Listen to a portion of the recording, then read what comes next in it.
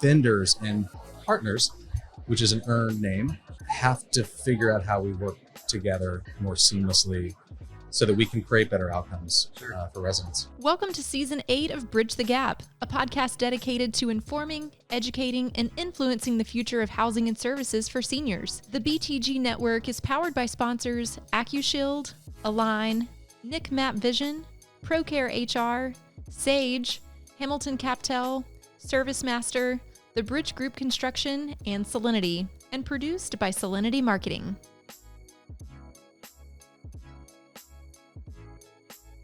Bridge the Gap in 3, 2. Welcome to Bridge the Gap Podcast, the senior living podcast with Josh and Lucas, here with a great partner here in Washington, D.C. at the NIC Fall Conference. Welcome back to the program, Charles Mann. Welcome. Thank you. Thank you for having me. Our listeners know you very well now. You can go without introduction. But Accushield has been in the senior housing marketplace as a game changer for many years now. We've talked about safety. We've talked about just this tracking and getting rid of the kind of the paper sign-in book that half the people don't even fill out when they walk into the buildings. And so many of the communities have been utilizing your technology. Today, though, we're going to go into credentialing. Yeah. Right. And so walk us through why that's important. And also, this is not a new thing. No. It's a very important thing. That's right. So credentialing is really, it's part of the fabric of our company, really, dating back to the early days in 2011, when Accushield was really designed specific to checking in home health, hospice, home care, and really specific self-employed private caregivers.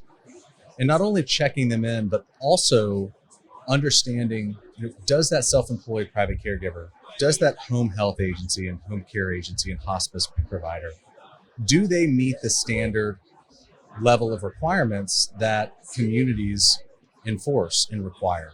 And those might be a clear criminal background, proper immunizations, waiver signed, whatever credential it is, a drug test as an example. And so that's the way that we started.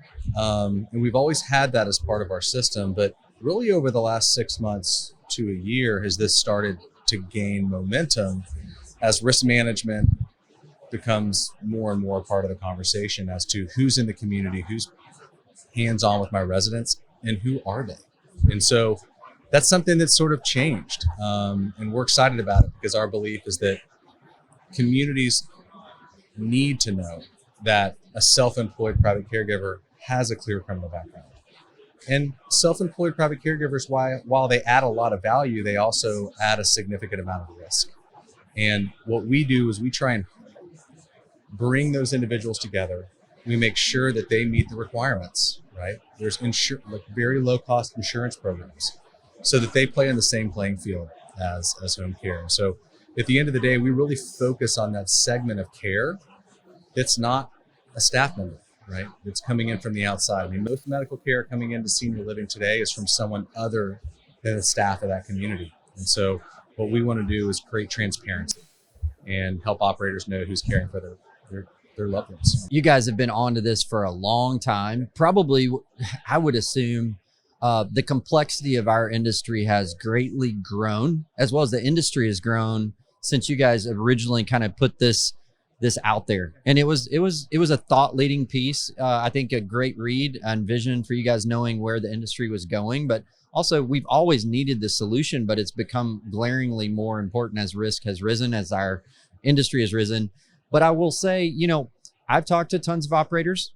I'm guilty at times where, the tyranny of the urgent and the administrative burden and all the things that are going on, oftentimes we can find ourselves as operators thinking, I'm so focused on just who my team is, mitigating those risks, giving them the support tools. So if I have to think of, oh my gosh, I've got to credential all these other people, oh my gosh, that's too big of a burden for me to think about. But you guys have the solution for that. But help me understand, how do you make that easy? Because credentialing sounds like this sterile word. We understand the word, but the process can be cumbersome. But you guys kind of make that easy. So for an operator that's looking well, how do I do that? What does that look like? What are also, is this going to limit who I can have in my building. Well, that's kind of part of the equation. But you guys have had some data around things that you've actually prevented from being in the, can you put some data points out? Because you started spouting off some things to me before we hit record that I thought, whoa, that's a really big number. And you guys are kind of stopping that from happening. So that, I can't even imagine how many things Accushield, we may never know a product like that has prevented from actually bad things happening. But what are some of those stats you were rattling off? Senior living operators don't have time to make sure that a self-employed private caregiver has a clear criminal background. We understand that. So what we do is, it's very simple. We use technology, right? If someone signs into the kiosk and they register and they're a self-employed private caregiver, there's a very easy process to identify that person. Or if they're with a home health company, very easy process to identify that person and what company they're with, or they're self-employed.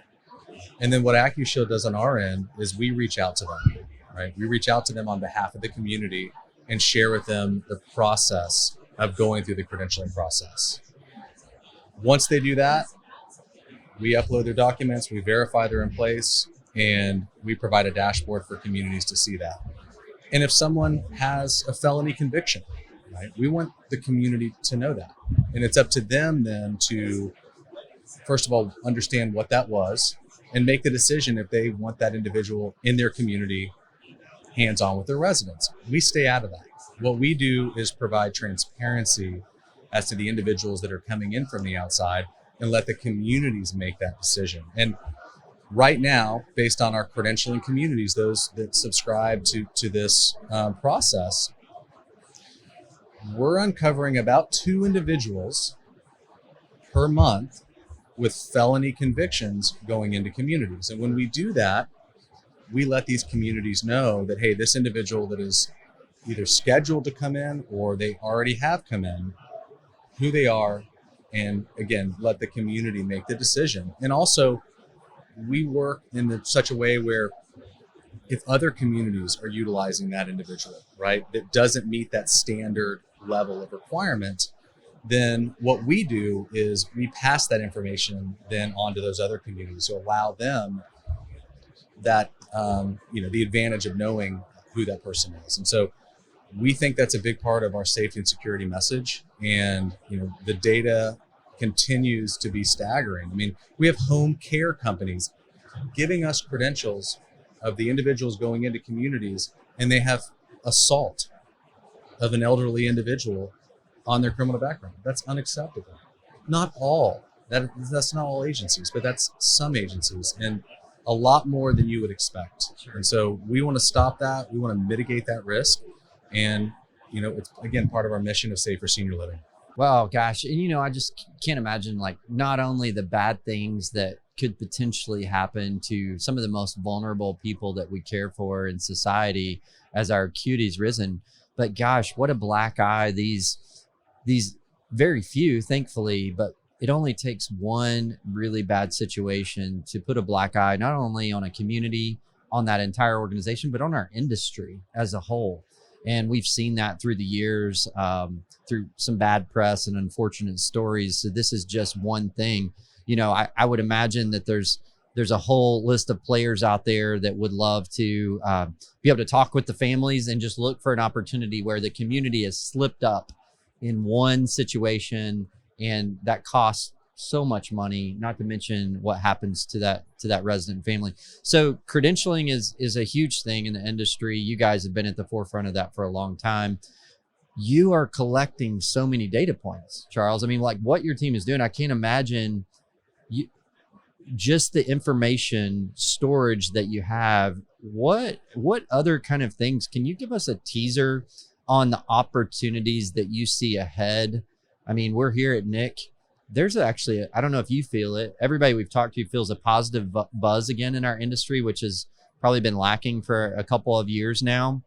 What are some of the biggest opportunities you see for our industry from all the data points that your team is gathering? This is off of, Accushield and credentialing and that. I think, and we're working on this with a few other providers, Servian would be one, is to create a vendor alliance. And that vendor alliance is all about integration. Integration is on the minds of everyone. Some individuals throw it around, and some people take it very serious. And I think as a vendor, we can only do so much. And I think vendors should come together and figure out how we work together on a platform, even potentially, so that it can be more of a plug and play solution. Because, if you want to do an integration with 3 vendors here and 3 communities here, it takes a lot of time. And I think we need a better solution to help the vendor population as we move closer to resident-centered care, value-based care. Like, vendors are going to need to integrate not only with each other, but also with communities, and to have a platform to do that, and sort of an alliance to do that too. And that if you're a part of this alliance, then, operators know that you're willing and you're able, and maybe you already have these integrations, so that operators aren't looking at 50 different dashboards. Right? I went through and I counted the number of dashboards at one point, and it was like 55. Like, operators don't have the time to do that.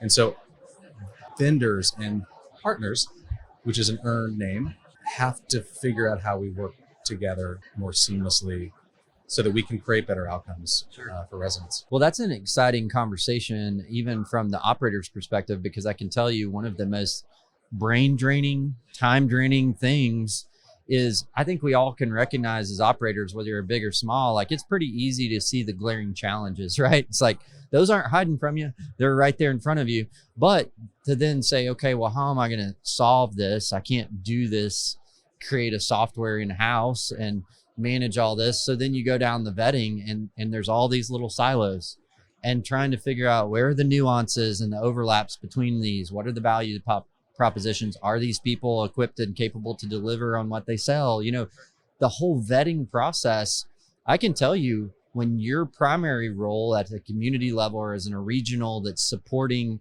the operations, or should be supporting the operations, for everybody to be more effective, you have to be highly effective at your role, at your assignment. And so to expect at a community or regional level to become technology or solution or vendor partner vetting solutions for your community, I mean, it's taking away from, I believe, the things that we should be focused on at the community level, which is best in class care.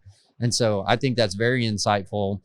Because you're a thought leader and a pioneer in the industry, I now fully expect to have a follow-up conversation with you about that. Please. Yeah. Hold me accountable to that, because it's, it's a great idea on paper, and then it's about execution. But my hope is that as operators seemingly are willing now to start conversations working amongst themselves, and Servium as an example, how they're bringing sort of the operational side of the business together, and individuals are not looking at each other just as competition, but how can we be better? Vendors need to do the same thing. And so I'm raising my hand, and a number of other vendors are too, to try and change that. And so that's creating the alliance, and that's the hope that I want to help help our industry in that way. Well, I know Lucas and I, Bridge the Gap, will be your biggest fans in that. We've been saying, and part of the reasons why, we were formed is to figure out, gosh, how do we change perception? Because if you're in the industry, you know how great it is. People in the industry don't always know. We also know we don't capture that much of the age income qualified group that's out there. And so that means we have a lot of work to do. As good as we all are, as good as all we think we are, there's a lot of room for improvement. So Bridge the Gap will be cheering you guys along, and we hope to continue to invite you back on your progress and how you guys develop. Lucas, it's always a fun conversation. It is. And I'm going to do a final round out question on the culture at Accushield. I love seeing the Accushield post, and your post in particular, where it's pictures of your team meetings. And, one of the things that Bridge the Gap's audience is emerging is people that are completely outside the industry. They're dipping in and listening, and they're trying to get a feel of what is the senior housing industry? Is this a place where I can come work? And yes, operators are always looking for great talent, but you talk about the vendor alliance, there's great career opportunities to come and sell a service, sell a product to a market that you can actually provide something that helps the older adults thrive and keep them safe and keep them loved, and all the things that they need. And Accushield, based out of Atlanta, I think, y'all have created a great culture for a tech company. How have you been able to create that culture? And what's the feedback from internal? The individuals that we have in our company value one another. And, I'll brag on my business partner, Alan. Alan is an incredible leader and he loves people really well. And that trickles down to the rest of our company. And so he's a big part of our culture, and the other leaders in the different positions. And senior living is fun. It's as a vendor, on the vendor partner side, it's like the people here, generally speaking, care if you're on the operational side, which makes them really nice a lot of the times. From a sales perspective, sometimes being nice is not always the best because you just get ghosted.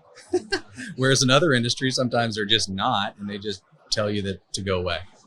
And I think it is the amount of opportunity moving forward is incredible. And I think there should be more and more people that look at senior living if you're looking for a career. But as far as, again, to get back to sort of the culture of Accushield, it takes work.